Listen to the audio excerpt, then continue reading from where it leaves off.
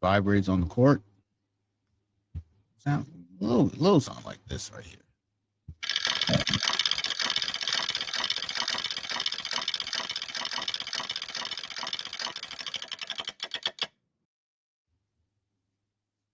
The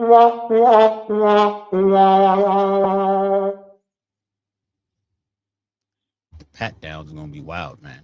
But yeah, man, I think they should embrace this and have like colorways for the dildos and the wigs. You know, have clips with their logos on it or something.